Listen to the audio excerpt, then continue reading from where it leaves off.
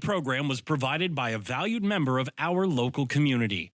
Rogers TV is proud to support local producers and share local voices, ideas, and opinions. For more information, please visit our website. Welcome to the Dog Show with me, Claudia.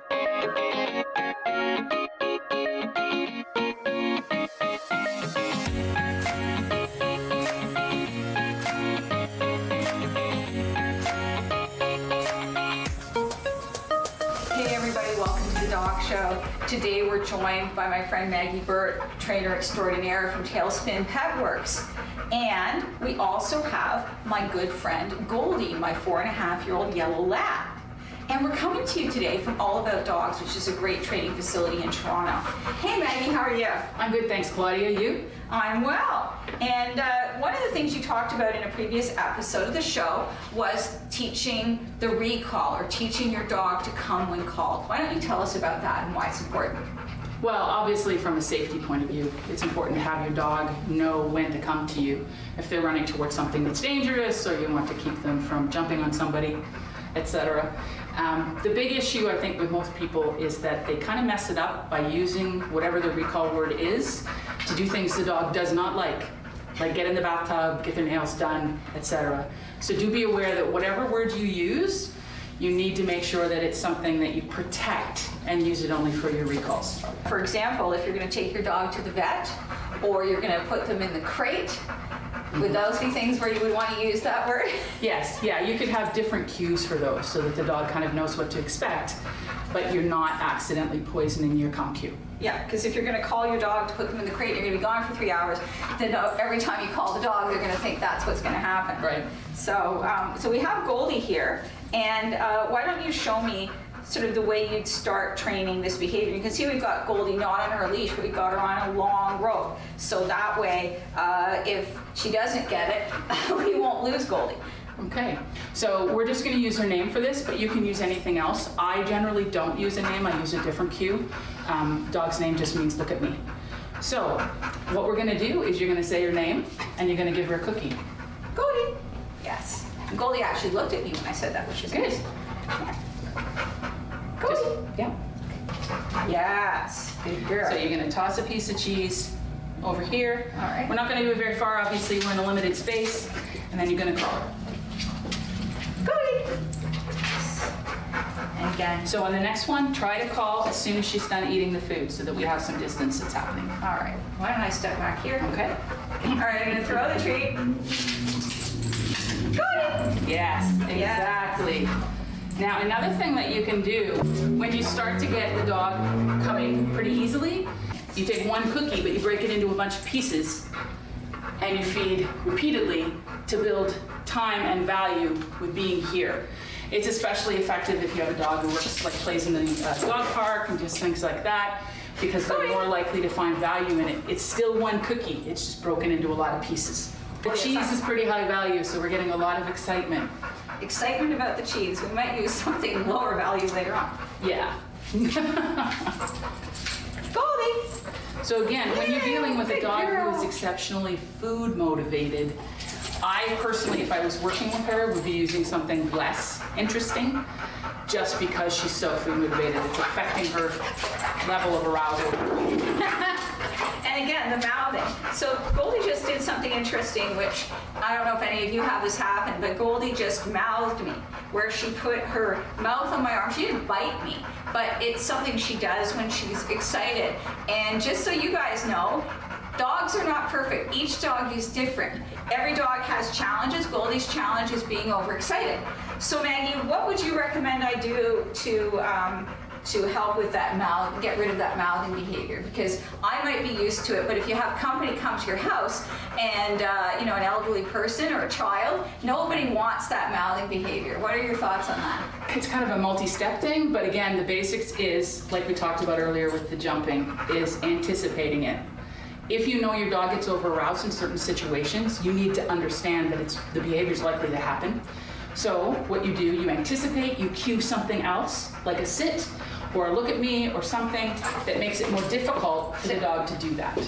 And I stepped back that time. Yes, so because she can't contact you. Yeah. But again, arousal is something that is very common in some breeds to be quite extensive, and especially with younger dogs, like in their adolescent ages.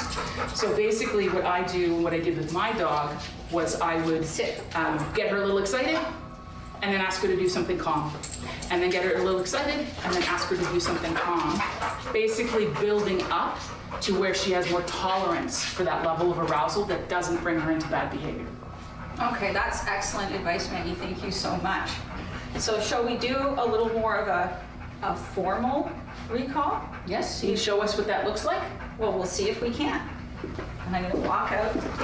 Ah, you see? And so we're gonna have to bring Goldie back. And this is why this is real. Goldie, sit. Wait. I use a little bit of a stronger voice. Come. Yes, good girl. Yay! So, and then we have She's a party. taught Goldie how to do the little bear thing. It's you see a there. thing. So now you can do that behavior to get the dog to calm down a little bit. Okay. Because here we go. So this is the behavior we don't want. Again, it's not painful, she's just being ridiculous. Goldie.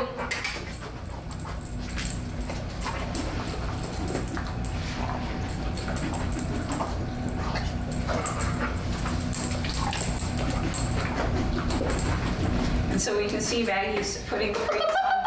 Yes. And tell everyone what you just did there. Building a little bit of arousal, rewarding away from me, so she's not coming up. Ready? What are you doing? What are you doing? What are you doing? Go through. Woo! Come on this way. Ready? Yeah. Good. Yes, sit. Yes. So the more you do that, the more she'll realize that the rewards come down there. They don't come by grabbing and jumping. And it's amazing how fast that was. Like, this is unrehearsed. Gonna happen again. Yeah. And Maggie's ready. And this is why it's important not to, if you can, not to stumble along at home by yourself, which I had to do in the pandemic with Goldie, but to get out, work with a trainer like Maggie, or come to a class like ones Maggie would teach in a group setting or at All About Dogs at a training facility where you can work on all of these things where there's other people, where there's distraction, and you can get the proper help, because you can see that 4 years of this, I've made zero progress, and Maggie in just a couple of minutes is making terrific progress with Goldie.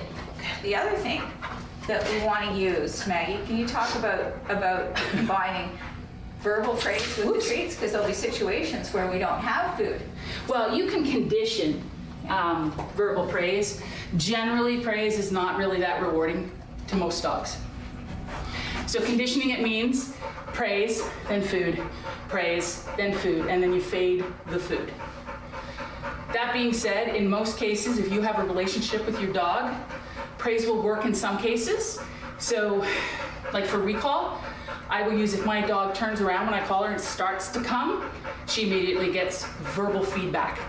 Come on, girlie, good job, good job, good job. See, what are you gonna do? And Goldie's a dog. Thank there you. we go. See Lay that? down. Lay down. So again, excitement gets dogs excited. Yes, good job. So I will encourage my dog to come with me, to me, by being a little silly. Sometimes I even sing. So don't be embarrassed, you can do whatever you want. So that's not gonna work. See, we had a little chain happening there, right? Yeah. What are you gonna do? Yeah. Thank you.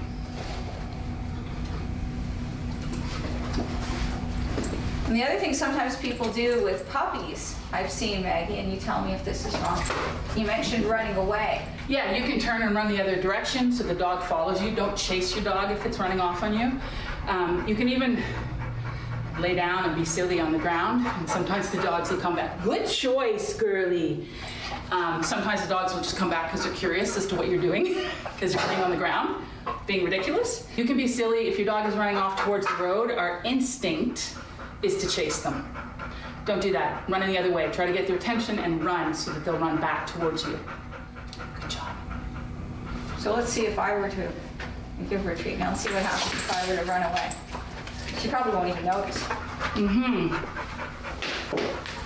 Yeah, there she goes. Hey, guess, Goldie. That was such a good run, Claudia. Just a little See? slow. And again, arousal. Yeah.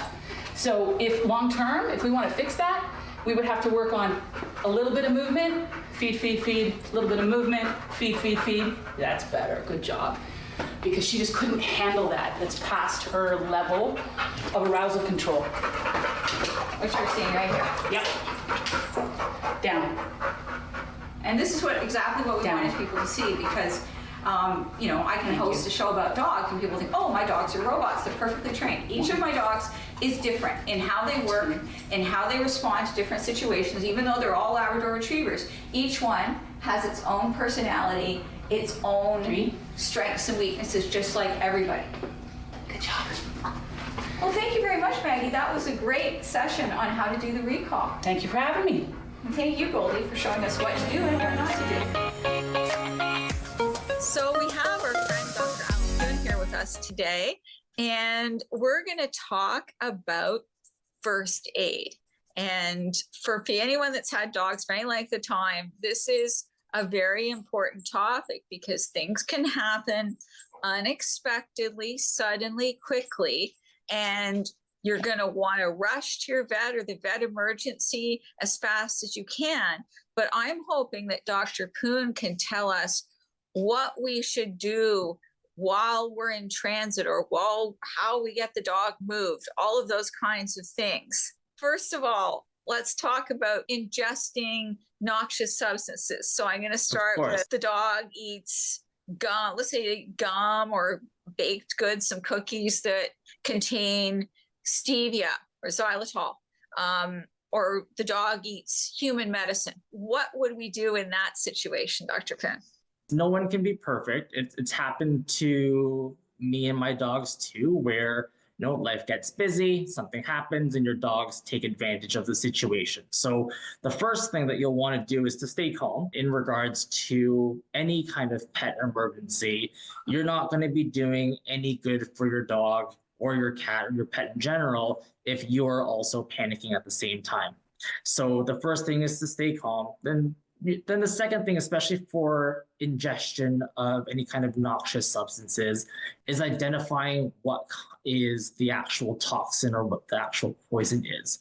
So for something like stevia, or xylitol, that is a substance that will cause sort of a relatively rapid drop in blood sugar. And we'll see that in any kind of sugar-free products like gum, certain types of energy drinks, for example.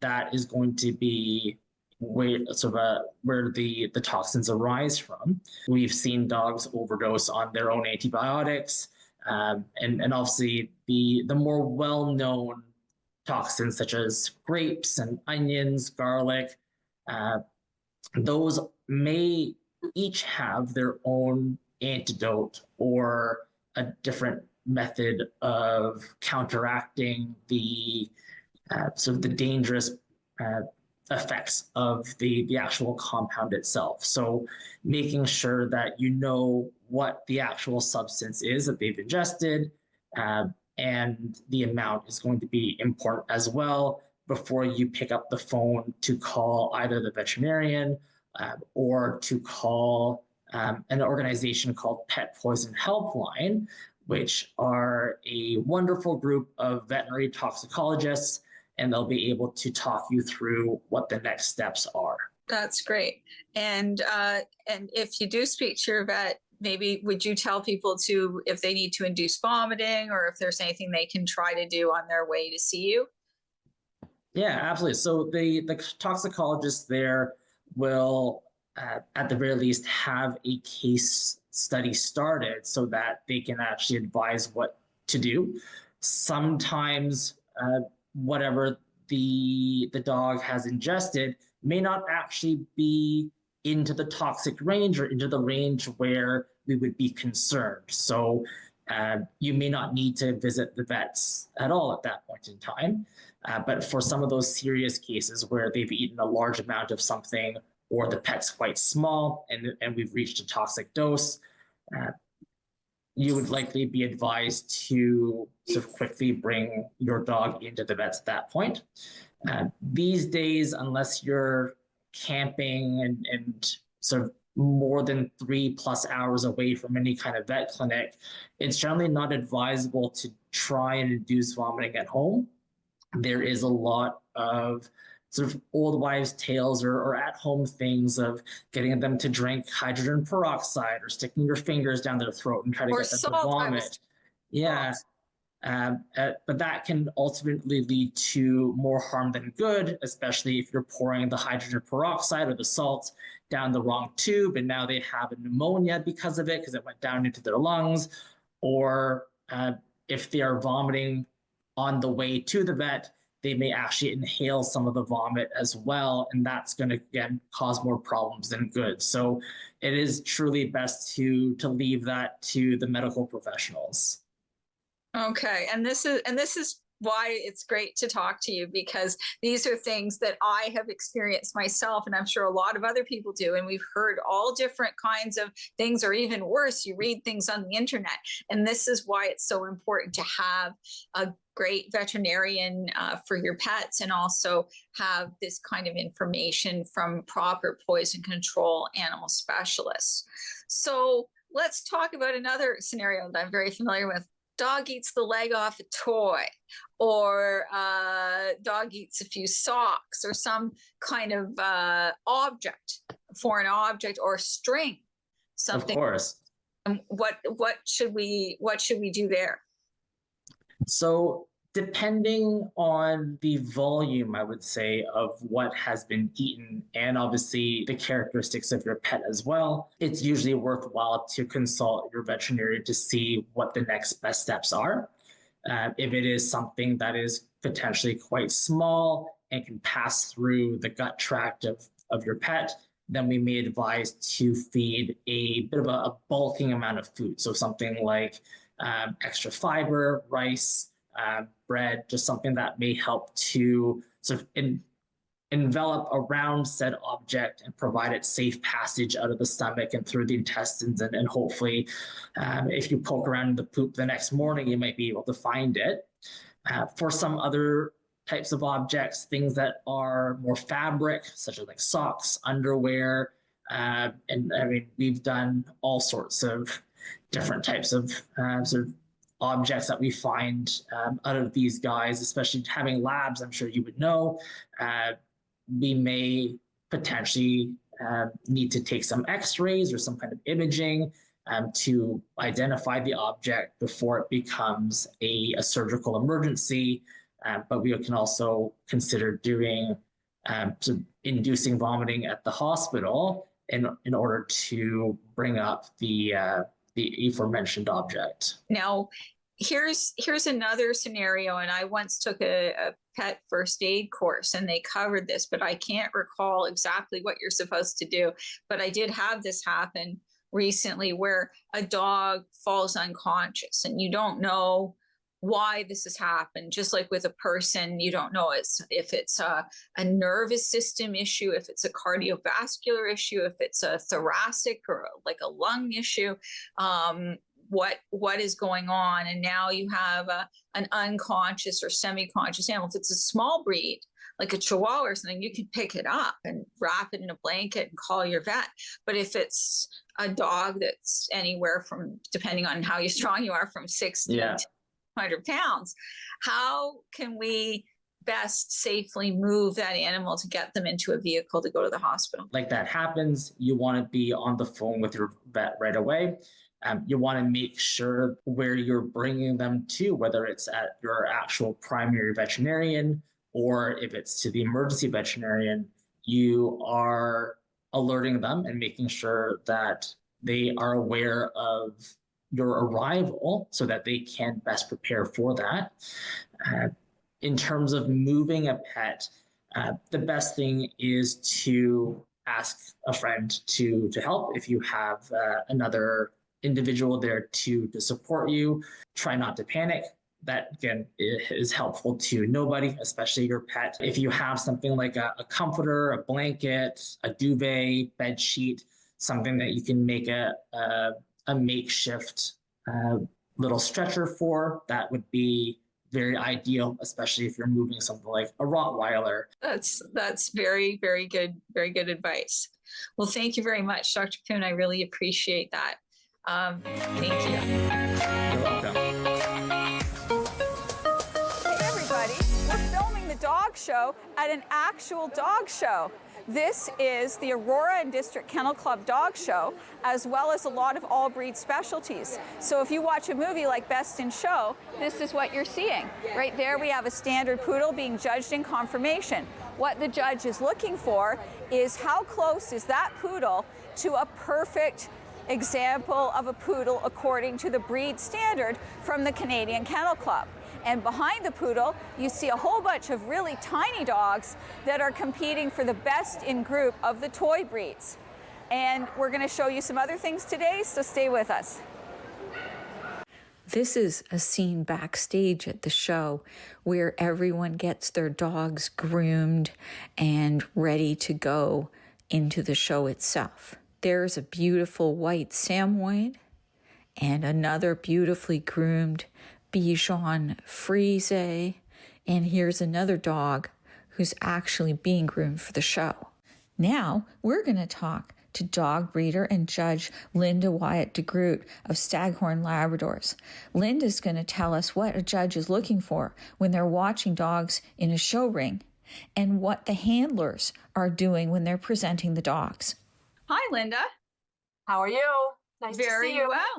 Very well. So, Linda, how does somebody become a judge at a dog show? There's a number of criteria that one has to meet in order to be a judge, and they include things like having bred champion titled dogs, and a list of criteria that one has to meet around judging sanction matches, sweepstakes, that sort of thing.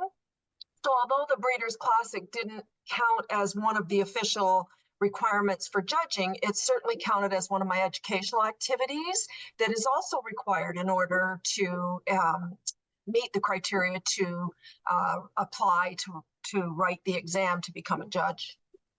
That's great. Now, when you're judging a regular dog show, and there were a lot of dog shows and specialty dog shows going on with the Aurora and District Kennel Club, we see the dogs coming into the ring, the judge is there. What do you look for when you first see the dogs come into the ring and get set up and stacked? Some of the things that you notice right off the bat are head, coat, height, just basically expression, that type of thing. But then again, we're also mindful the whole time of the breed standard for that particular breed. So we're not judging the dogs against each other per se.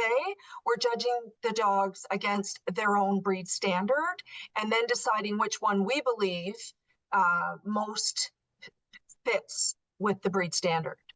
So after the dogs line up all of the dogs that are in the ring line up, then we see the judge asking for them one at a time. And sometimes the dog, as it's standing there, that we'll see the judge lay hands on the dog and walk around the dog and look at its mouth. What are you doing there? What are you looking for?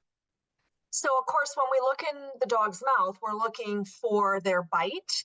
And each breed standard calls for a little bit different bite. Some are a level bite, some are a scissor bite. Some do not fault missing teeth. Some, it's a real no-no and, in fact, a disqualification. And if the bite doesn't conform to the breed standard as well, right? So that's one thing we're looking for. With head, we're sometimes looking at the depth of their skull, the breadth of their skull, the ratio between that and their muzzle, and just kind of how it all fits together with their eyes, the stop, which is kind of in between. It's like where the forehead meets the nose kind of thing. Maybe even eye color as you're looking at expression and Does this dog look like the breed standard states it's supposed to look like? Okay, and then I see the judge going down the body and feeling and lifting up the tail and sometimes even touching the legs. What are they looking for there? Well, there's a number of things, and each judge, I think, looks for different things as well. But again, each breed standard calls for slightly different, structure. So, of course, I'm looking at top line, tail set, the point of hip, and whether or not there's a sloping croup, which is just that piece before the tail. Now, sometimes when they're checking under the tail, of course, we're checking for testicles and to make sure they're both there and that sort of thing on a male, right? As we go down the legs, we're looking at tone, muscle tone, condition, thigh, second thigh, kind of how it fits together. Okay, yeah. And then the next thing the judge seems to do is ask the dog to go straight away from him or her or on the diagonal and then come back. What is that part of the judging? So as opposed to when the judge says everybody go around or even go around individually, where they're looking at side gait, when the dog is moving away from the judge is looking at its rear movement, assessing whether the hocks are placed as they should be and whether the dog moves as it should for its form and for its function, its purpose. Is the dog cow-hocked? Does the dog single track? Those kinds of things. And what does cow-hocked mean? Cow-hocked is when they're kind of in at the hocks and a little bit toed out in the rear foot. Okay, and what is the hock of a dog for those who don't even know that? Because we're throwing a lot of information here at people who maybe have never been to a dog show before. So if you look at a dog from the side, he or she has a thigh and then a turn of their stifle. So the stifle is loosely equivalent to the knee, and then their second thigh, right?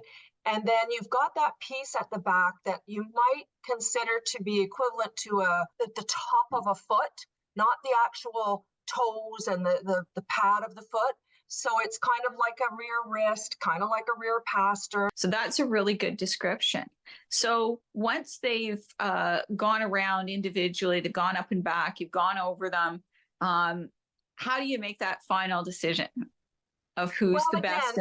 Again, we're looking for the dog that we think most conforms to the breed standard. We're making sure that they don't have obvious disqualifications like the wrong color or, serious faults within each breed. And yet we don't like to be what they call a fault judge. So, focusing on one tiny fault and then not seeing the bigger picture of the rest of the dog. But obviously serious faults or disqualifications we would be ruling out. But then again, there's going to be some subjectivity. That's why there's different judges, let's be honest. And each one likes a different thing. And so we often hear this particular judge really likes expression, or this judge likes a well-behaved dog. Each judge has a little bit something different that they're looking for. But again, at the end of the day, we're looking for the breed standard and which dog we feel most conforms to it.